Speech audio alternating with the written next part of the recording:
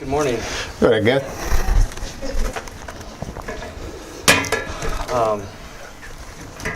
This has been a really amazing week. Fantasztikus hét áll mögöttünk. And I'm exhausted, És hát ki vagyok merülve, but a good tired. de ez egy jófajta fáradtság. Because we've had the chance as a team and working with you and your church to bring God's love to people.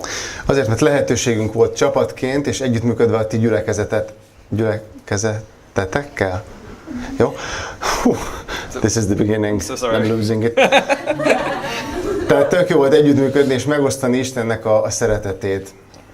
And I just want to thank you, because it's been such a joy and a pleasure to be here. És szeretném nektek megköszönni, mert nagyszerű élmény volt, nagyon sok öröm volt, sok áldás volt benne. To get to work with you. Az, hogy együtt dolgozhattunk veletek. And to get to be a part of God bringing His love to Hungary. És hogy részesei lehettünk annak, hogy Istennek a szeretetét azt Magyarországra hozzuk. So thank you for making us feel so cared for and so welcome. Nagyon köszönjük azt, hogy éreztetétek velünk, hogy törődtök velünk, hogy szerettek minket. Thank you for your prayers this week. Köszönjük a héten elmondott imáitokat. It was very evident that God was incredibly good and kind to us. És nagyon nyilvánvaló volt, hogy Isten jó és kedves volt hozzánk.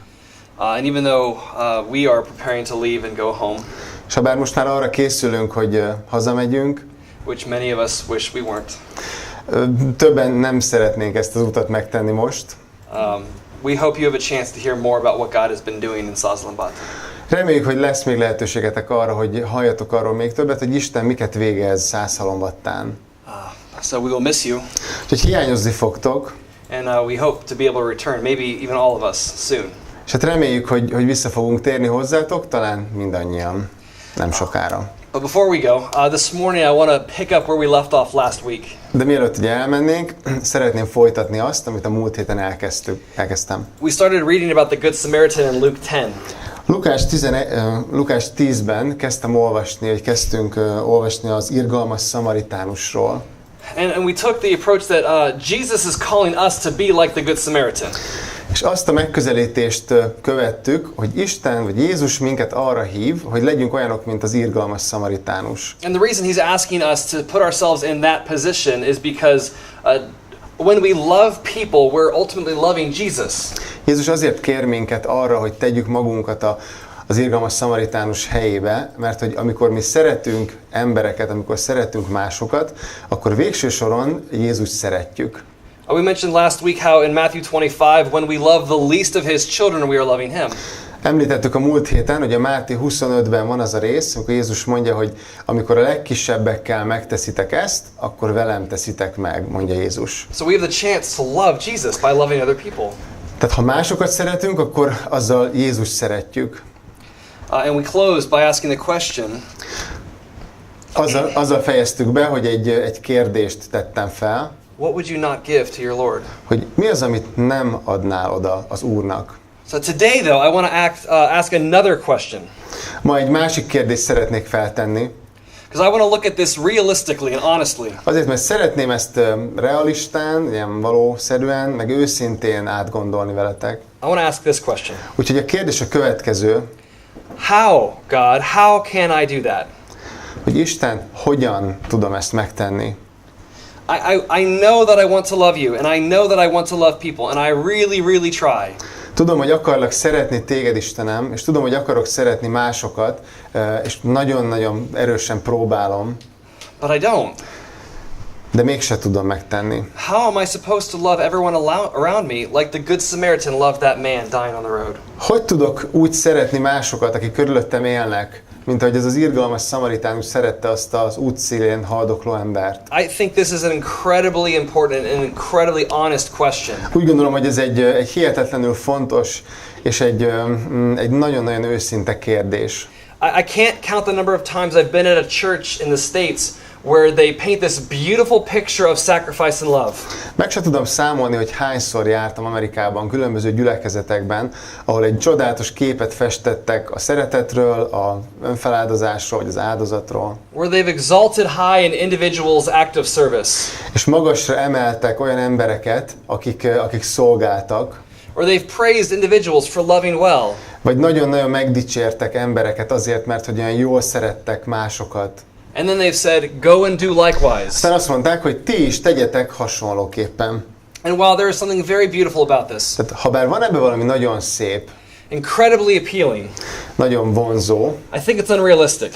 szerintem ez nem túl reális. Because I think it misses something really, really important about the gospel. Azért, mert azt gondolom, hogy valami nagyon hiányzik belőle, ami az evangéliumnak egy fontos része, vagy a lényege. And I think Jesus included that in this parable. Viszont szerintem Jézus ebbe a példázatba ezt belevette. He included the how are we going to do this. Tehát Jézus belevette a példázatba azt, hogy hogyan lehet mindezt megtenni. So like last week, I want to ask 3 questions as we looked at the text. És így, mint ahogy múlt héten is tettem, szeretnék 3 kérdést feltenni nektek, miközben majd a Biblia részt olvassuk. What does this passage say about God? Mit mond ez a Biblia rész Istenről? What does this passage say about us? Mit mond a Biblia rész rólunk? And what does it say about our relationship with God? És mit mond arról, hogy a kapcsolatunk Istennel milyen? So, we're going to read the text again, and I want you guys to be thinking about those questions. Úgyhogy újra felolvassuk ezt a részt, és kérlek, hogy ezen a 3 kérdésen közben gondolkodjatok.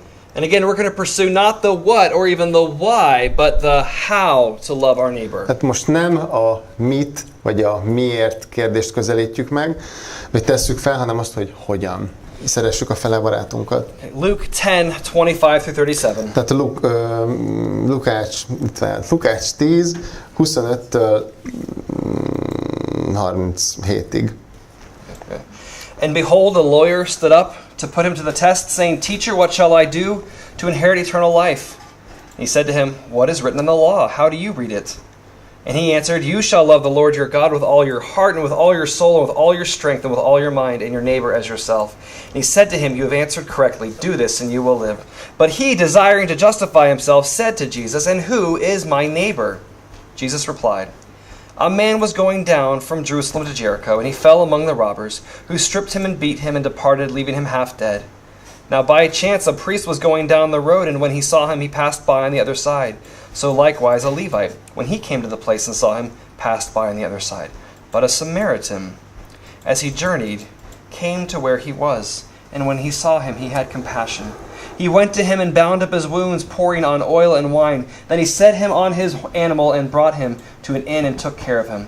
And the next day he took out 2 denarii and gave them to the innkeeper, saying, Take care of him, and whatever more you spend I will repay you when I come back. Which of these 3 do you think proved to be a neighbor to the man who fell among the robbers? He said, The one who showed him mercy. And Jesus said to him, You go and do likewise. Ekkor előállt egy törvénytudó, hogy megkísértse őt, és ezt kérdezte. Mester, mit tegyek, hogy elnyerjem az örök életet? Ő pedig ezt mondta neki, mi van megírva a törvényben, hogyan olvasod? Ő pedig így válaszolt, szeresd az Urat, a te Istenedet teljes szívedből, teljes lelkedből, teljes erődből és teljes elmédből, és felebarátodat, mint magadat. Jézus ezt mondta neki, helyesen feleltél, tedd ezt, és élni fogsz. Ő viszont igazolni akarta magát, és megkérdezte Jézustól, de ki a felebarátom? Válaszul Jézus ezt mondta neki, egy ember ment le Jeruzsálemből Jerikóba, és rablók kezébe esett. Akik kifosztották, meg is verték, azután félholtan otthagyva elmentek. Történetesen egy pap ment azon az úton, de amikor meglátta, elkerülte. Hasonlóképpen egy lévita is odaért arra a helyre, és amikor meglátta, ő is elkerülte. Egy úton levő szamaritánus pedig, amikor odaért hozzá és meglátta, megszánta. Odament, olajat és bort öntött sebeire, és bekötötte azokat. Azután feltette őt a saját állatára, elvitte egy fogadóba, és ápolta. Másnap elővett 2 dénárt, odaadta a fogadósnak, és azt mondta neki, viselj rá gondot, és ha valamit még ráköltesz, akkor visszatérek, amikor visszatérek, megadom neked. Mit gondolsz? 3 közül ki volt a felebarátja a rablók kezébe esett embernek? Ő így felelt, az, aki irgalmas volt hozzá. Jézus erre ezt mondta neki, menj el, te is hasonlóképpen cselekedj. Last week we saw Jesus as the man on the side of the road dying.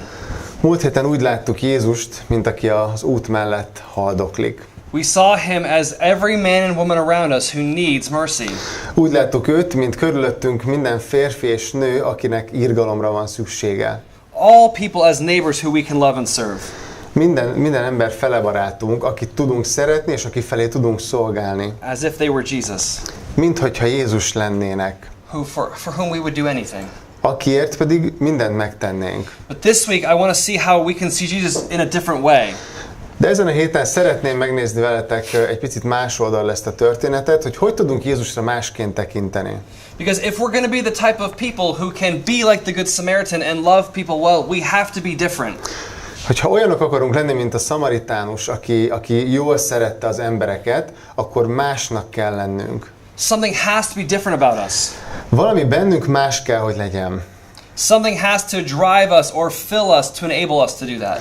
Valami kell, hogy motiváljon, vagy hajtson minket, hogy készé tegyen arra, hogy tudjunk itt szeretni. And I believe if we read in this parable and see ourselves rightly, it will help give an idea of how we can do that. És azt gondolom, hogy ha úgy olvasjuk ezt a bekezdést, vagy ezt a történetet, hogy bennem magunkat helyesen látjuk, akkor abból jön egy képesség, hogy meg tudjuk tenni a szeretetet. You see, we are both called to be the Good Samaritan and to realize that we actually are the dead, dying man on the side of the road.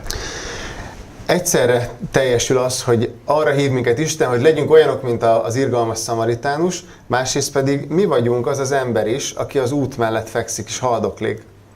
At our core, we are in need of help, in need of someone saving us. Úgy legbelül a lényünknek a legbelső részében szükségünk van egy megváltóra, aki kisegít minket a bajunkból. There's a pastor in New York whose name is Tim Keller.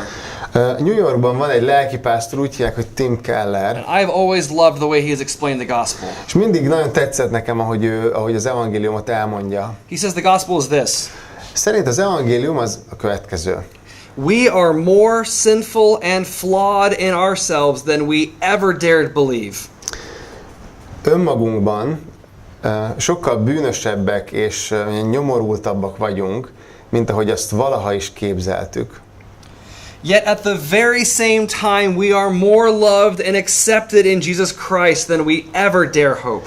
Mégis ezzel párhuzamosan Jézusban pedig olyan szeretetet és elfogadást kapunk, amiről álmodni sem mertünk, vagy amit remélni sem mertünk. The way Tim Keller explains this, I think he realizes something true about our current state. Azt gondolom, hogy Tim Keller nagyon jól, nagyon helyesen felismer valamit a jelenlegi állapotunkról. Something I believe that a number of churches in America have missed for years. Szerintem egyébként ezt sok amerikai gyülekezet úgy figyelmen kívül hagyta. A lot of time churches where we're from will kind of paint this picture of who you're supposed to be and what you're supposed to be like. Sok gyülekezet az arra helyezi a hangsúlyt, legalábbis ott, ahonnan mi származunk, arra helyezi a hangsúlyt, hogy milyennek kéne, hogy legyél, vagy hogy kellene, hogy cselekedj. And then they jump to the end of this passage and say, now go and do likewise. Aztán pedig ennek a szamaritánusos résznek a végére ugranak, és akkor azt mondják, hogy te is hasonlóképpen cselekedj. But I think there's something really significant about why Jesus is able to do this and why our churches really shouldn't.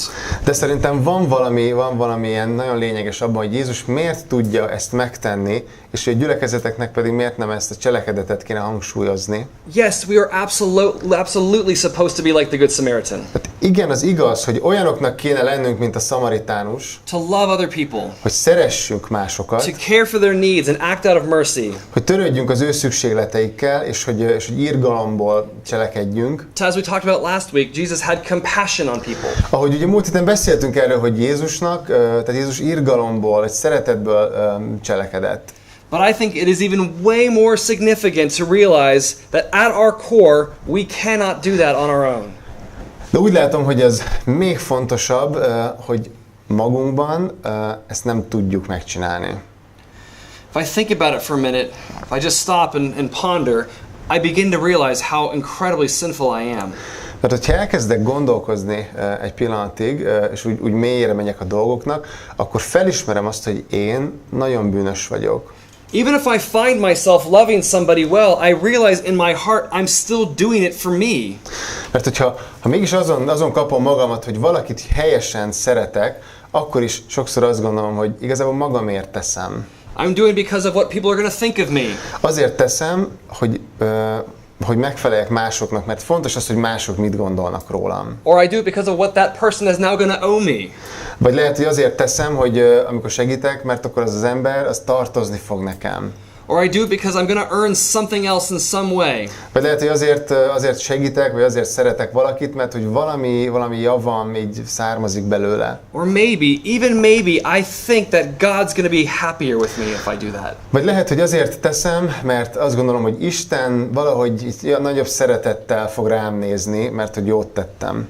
And the more I think about it, the more sinful I realize that actually is. És ahogy minél jobban így belegondolok ebbe, rájövök, hogy ez mennyire ilyen vétkes gondolkodás. The more self-centered I am. És egyre jobban látom, hogy ilyen önközpontú vagyok. The more prideful and arrogant I reveal my heart to be. És egyre jobban nyilvánvaló, hogy ilyen büszke vagyok belül, és prideful and what? Arrogant. És arrogáns. I have a dear friend, a 76-year-old man who's been in the ministry for 40 years. Van egy nagyon kedves barátom, aki 76 éves, és már 40 éve benne van a szolgálatban. And he told me that the longer he's in ministry, the longer he has a relationship with Jesus. És azt mondja, hogy minél hosszabb ideje vesz részt a szolgálatban, vagy minél hosszabb ideje van kapcsolata Jézussal, the more aware of his sin he is. Annál jobban így rájött, annál jobban tudatába került annak, hogy ő bűnös. You think the longer you know Jesus, the less your sin impacts you. És azt gondolnánk, hogy minél jobban ismerjük, vagy minél hosszabb ideig ismerjük Jézust, annál kevésbé fog ránk hatni a bűn. But the reality is, the longer you know Jesus, the more sin you see you have already. De a valóság az, hogy minél hosszabb ideig ismered Jézust, annál több bűnt fedezel fel. You see, the longer we walk with Jesus, the more we realize that we actually have nothing to offer purely of ourselves. Minél hosszabb ideje járunk Jézussal, annál jobban látszik, hogy magunkból semmi jót nem nagyon tudunk felajánlani Jézusnak. The Apostle Paul talks a little bit about this in his book to the Philippians. Pál apostol a Filippiekhez írt levélben ír erről. In the 3rd chapter, he kind of lays out this incredible argument for how, in and of the law, he is a righteous man. A 3. fejezetben beszél arról, hogy a törvény szerint ő egy igaz ember. He followed the law to a T, perfectly. Tökéletesen betartotta a törvényt. And yet, this is what he says in verse 7. És azt mondja Filippi 3:7-ben. Philippians 3:7 it says, "But whatever gain I had, I counted as loss for the sake of Christ." Filippi 3:7. Ellenben azt, ami nekem nyeresség volt, kárnak ítéltem a Krisztusért. And then verse 8, "Indeed, I count everything as loss because of the surpassing worth of knowing Christ Jesus my Lord. For his sake, I have suffered the loss of all things and count them as rubbish in order that I may gain Christ." 8. vers. Sőt, most is kárnak ítélek mindent, Krisztus Jézus az én Uram ismeretének páratlan nagyságáért. Ő érte kárba veszni hagytam, és szemétnek ítélek mindent, hogy Krisztust megnyerjem. According to the law, Paul's works were righteous. A törvény szerint Pál apostolnak a munkája vagy a cselekedetei azok igazak voltak. But the closer he became to Jesus, what happened? De minél közelebb került Jézushoz, mi történt? He realized it was worthless. Azt ismerte fel, hogy ezek értéktelenek. He had nothing to offer. Tehát semmi nem volt, amit felajánlhatott volna Jézusnak. And I don't know what the word is in Hungarian. The word rubbish is an incredibly strong, disgusting, gross, almost derogatory word. Nem tudom magyarul ez hogy hangzik, de angolul az, hogy szemét, az egy nagyon ilyen derogáló, vagy egy nagyon negatív szó, majdnem már ilyen undorító, vagy undorkeltő. Imagine bringing your garbage and offering it to God as if it were worth something. Tehát képzeld el, hogy az otthoni szemetedet, azt odaadod Istennek, mint hogyha az érne valamit. See, I don't think we have a firm grasp of our actual state. Azt gondolom, hogy igazából nem értjük a valós állapotunkat. I think Paul also helps us in Ephesians 2. Pál apostol az Efézus 2-ben is így felnyitja a szemünket. This is a passage I've spent the last year memorizing. A múlt évben ezt a szakaszt elkezdtem megtanulni. Because it has deeply impacted my heart. Azért, mert nagyon nagy hatással volt a szívemre. The first three verses kind of tell the first part of the story. Az első három vers az a történetnek az első részét mondja el. And you were dead in the trespasses and sins in which you once walked, following the course of this world, following the prince of the power of the air, the spirit that is now at work in the sons of disobedience, among whom we all once lived in the passions of our flesh, carrying out the desires of the body and the mind, and were by nature children of wrath like the rest of mankind. Titeket is életre keltett, akik halottak voltatok vétkeitek és bűneitek miatt, amelyekben egykor éltetek e világ életmódja szerint, igazodva a levegő birodalmának fejedelméhez, ahhoz a lélekhez, amely most az engedetlenség fiaiban működik. Egykor mi is mindnyájan közöttük éltünk testünk kívánságaival, követtük a test és az érzékek hajlamait, és a harag fiai voltunk emberi természetünk szerint, éppen úgy, mint a többiek. Paul's words are incredibly strong here. Pál apostol szavai nagyon erősek. Dead. Halott. Carrying out the desires of the body and the mind. A test kívánságát vittük véghez. Sons of disobedience. Az engedetlenség fiai. Children of wrath. A harag gyermekei. He paints this really grotesque picture. Egy nagyon groteszk képet fest Pál. Why? Miért? I think Isaiah 6 gives us a little picture of that. Turn there. Az Ézsaiás 6 egy képet ad erről. I love that you sang the song Face Down today. Welcomed in the courts of our King. What song was that? Ja, igen. Tehát nagyon tetszett az a dal, amit énekeltetek, ez a Nyitvál a mennyeihez, arcra borulok, az a címe. Because what happens when a man enters the courts of God? Mert mi történik, amikor az ember bemegy Istennek a tróntermébe? Well, in Isaiah 6, it says, in the year the king Uzziah died, I saw the Lord seated on his throne, high and lifted up. Az Ézsaiás 6-ban arról szólt, hogy Úziás? Sorry. Igen, tehát Úziás király, igen. Tehát abban az évben, amikor Úziás király meghalt, akkor láttam az Urat, hogy a trónján ült, magasan felemelve. And then in verse 5 it says, woe is me, and he falls on his face. Az 5. versben azt mondja Ézsaiás, hogy jaj nekem, és arcra borul. And Isaiah was a prophet. Ézsaiás pedig proféta volt. He was a really close man to God. Tehát nagyon közel volt Istenhez. He spoke to the people on behalf of God. Istent képviselt az emberek felé. And the instant he came into God's presence, he was in awe of his sin. És abban a pillanatban, ahogy Istennek a jelenlétébe ért, akkor így tudatába került a saját vétkeinek. I heard a story of a man who took a train into Northeast America. He was on a business trip. Hallottam egy történetet egy emberről, aki vonattal egy üzleti útra ment Észak-Amerikában. And he passed by this really cute cottage. És the train? The train. He was on the train that passed by this cute Tehát a cottage. vonat elment egy nagyon szép kis ilyen vidéki ház mellett. And a week later he came back. Egy héttel később visszatért. And in that week it had snowed. És azon a héten esett a hó. And the night before it was this beautiful white pure blanket of snow.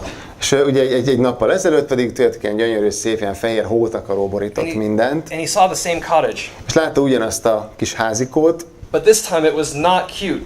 De most nem volt már aranyos. It was dingy and dirty and gross. Ez egy dingy. Dingy, dirty and gross. Tehát ilyen piszkos volt, meg ilyen undorító. It was not kept up. Nem volt jó karban tartva. Why did it look different within 1 week? De miért tűnt másnak egy héttel később?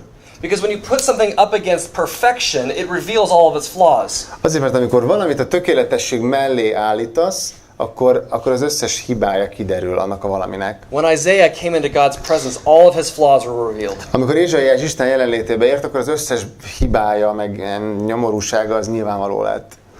And the closer we get to God, the more our sins are revealed. És minél közelebb kerülünk mi is Istenhez, a mi bűneink is nyilvánvalóvá válnak. When we compare ourselves to each other, we probably are doing okay. Hogyha egymáshoz viszonyítjuk magunkat, akkor nincs gond. But that's not God's standard. De Istennek nem ez a mércéje. His standard is perfection. Az ő mércéje a tökéletesség. So hopefully, the more we become aware of who God is, the more we become aware of our need for a Savior. Úgyhogy reméljük, hogy mi is így élünk, hogy ahogy Istenhez egyre közelebb kerülünk, egyre jobban megismerjük őt, felismerjük a saját szükségünket is egy megváltóra. But that's not the whole story. De nem ez a teljes történet. That's only the first part of the gospel. Ez az evangéliumnak az eleje. There's a song by an artist back home, and he sings this part, which I think is really profound. The devil is singing over me the age-old song that I am cursed and gone astray. Van egy amerikai zenész, aki a következő dalt írta, egy részletet idézünk, hogy az ördög, can you repeat that, Mike? The devil is singing over me the age-old song. A sátán az egy ilyen régi dalt énekel nekem. That I am cursed and gone astray. That I've gone astray. És arról szól a dal, hogy én átkozott vagyok, és hogy eltávolodtam, meg eltévedtem. And that's true. Ez egyébként igaz. But this is he says he is singing that first verse again and again. De a sátán az mindig ezt az első verszakot ismétli újra és újra. He has conveniently forgotten the refrain, the chorus. És elfelejtette a sátán a refrént. See, Satan can tell you things that are true. Tehát a sátán az tud kommunikálni, vagy tud közölni olyan dolgokat, amelyek igazak. Make you feel horrible about yourself. És szörnyen érezheted magadat ezektől. Guilty, ashamed. Tele vagy bűntudattal, szégyennel. But it's not the whole truth. De nem ez a teljes igazság. Paul does a great job in Ephesians 2, in that next part. És Pál apostol az Efezusi levélben nagyon nagyszerűen kibontja a teljes igazságot. Verse 4. Efezus 2:4. I love this. But God, being rich in mercy, because of the great love with which he loved us, even when we were dead in our trespasses, made us alive together with Christ. By grace you have been saved. De Isten, gazdag lévén irgalomban az ő nagy szeretetéért, amellyel minket szeretett, minket is, akik halottak voltunk a vétkek miatt, életre keltett a Krisztussal együtt. Kegyelemből van üdvösségetek. You see, brothers and sisters, we are deeply, deeply loved. Tehát látjátok, kedves testvéreim, hogy Isten ilyen mélységesen szeret minket. We are the dying man on the side of the road. Mi vagyunk az út szélén, a haldokló ember. But Jesus came in. De Jézus bejön a történetbe. He picked us up. Felemel minket. He cared for our wounds. És törődik a sebeinkkel. He protected us from danger. Megvéd minket a veszélytől. He brought us to safety. Biztonságba helyez. He took care of all of our payments. És az összes költségünket kifizeti. He gave us life. Életet ad. He loves us. Szeret minket. He loves us so much. Annyira szeret minket. And that is how we love other people. That is how we can love other people. És így tudunk másokat szeretni. The only way we can become like the Good Samaritan is if we realize that truly and ultimately we are the man dying on the side of the road. És úgy tudunk jó, irgalmas szamaritánusok lenni mi is, hogyha rájövünk, hogy lehet szeretni az út mellett haldokló embert. And Jesus came and did it for us. És hogy mi vagyunk azok a haldoklók, és hogy Jézus miattunk, hogy értünk jött el. That's why at the end of this passage he can say, go and do likewise. És ezért mondhatja Jézus a szakasz végén, hogy menj el, és te is hasonlóképpen cselekedj. Because he was the good Samaritan for us. Azért, mert Jézus volt az irgalmas szamaritánus értünk. He gave freely and lovingly and lavishly. És ő az, aki odaadott mindent szabadon, ingyen, bőkezűen. So what are we to do? Tehát mit kell tegyünk? Are we to love our neighbors? És akkor szeretni kell a felebarátunkat? Yes. Igen. And why? De miért? Because we were called to be different. Azért, mert Isten arra hív minket, hogy mások legyünk. As this story paints that picture. Ahogy ez a történet is lefesti ezt a képet. But how can we do it? De hogyan tudjuk megtenni? Only by the power of the Holy Spirit. Csak a Szentléleknek az erejéből. If he's within us. Hogyha ő bennünk él. To love and give sacrificially. Hogyha úgy tudunk adni áldozatkészen. Because we were loved. Azért, mert minket is szeret Isten. 1 John 4 says, we can love because he first loved us. Az 1 János 4-ben az van megírva, hogy azért szeretünk, mert ő előbb szeretett minket. The only reason he loved us is because he chose to. Csak azért szeret minket Isten, mert úgy döntött. The end of Ephesians 2 it says, for by grace, Ephesians 2:8-10, for by grace you have been saved through faith, and this is not your own doing, it is a gift of God, not a result of works, so that no one can boast. Az Efézus 2-nek ez a vége, hogy hiszen kegyelemből van üdvösségetek a hit által, és ez nem tőletek van, Isten ajándéka ez. Nem cselekedetekért, hogy senki se dicsekedjék. He's done it. Isten végezte ezt el. He's loved us well, fully. Ő szeretett minket jól és teljesen. And so that's what I want us to be able to do. Úgyhogy azt szeretném, hogyha mi is ezt tudnánk tenni. I want us to be able to walk away from here and fully and wholly love people with all of our hearts. Szeretnék úgy kisétálni innen, hogy teljesen, én igazán, mélyen szeretni tudjak embereket. Because he's done all the work. Azért, mert Jézus végezte el a munkát. And when we are loving people, we're not only loving him, he is loving them through us. És amikor szeretünk embereket, akkor nem csak, hogy Istent vagy Jézus szeretjük, hanem Jézus szereti az embereket rajtunk keresztül. And this morning, in a minute, we're going to have the opportunity to take communion together. Nem sokára úrvacsorára lesz lehetőségünk. And this is the beautiful reminder. És ez egy gyönyörű emlékeztető. You couldn't do it. Azért, hogy te nem tudtad volna ezt véghez vinni. He had to come for us. Istennek el kellett jönnie értünk. And he did. És el is jött. And because he loved us, we can now love other people. És mivel ő szeretett minket, ezért mi tudunk másokat szeretni. Let us go in that love. Úgyhogy éljünk, vagy járjunk ebben a szeretetben. Because we've been brought to life as children of God. Azért, mert Isten életre keltett, mint az ő saját gyermekeit. That we might go and love others. Azért, hogy tudjunk másokat szeretni. And we pray for us. Imádkozzunk. Father, this is the entire gospel. Atyánk, ez az evangélium. That in and of ourselves we have nothing to offer. Hogy magunkban semmit nem tudunk odaadni neked. But because of your love, you've brought us to life. De a szereteted miatt életre keltettél. And filled us that we might love other people. És betöltöttél minket azért, hogy mi tudjunk szeretni másokat. God, we want to be like the Good Samaritan. Istenünk, szeretnénk olyanok lenni, mint az irgalmas szamaritánus. But we can only do that through your power. De csak a te erődből tudjuk ezt megtenni. Remind us constantly of the truth that we needed you. Emlékeztes arra az igazságra, hogy szükségünk van rád. And that you came for us. És hogy te értünk eljöttél. And may that empower our love for other people. És legyen ez erő, legyen ebből erőnk, hogy szeressünk más embereket. And we trust you with that, Father. És bízunk benned, Atyánk, ezért. Be with us as we go from here in your grace. És kérlek, hogy légy velünk, maradj velünk, ahogy megyünk innen tovább. And we lift all this in your Son's holy name. És a te fiadnak a szent nevében emeljük fel ezeket hozzád. Amen. Amen.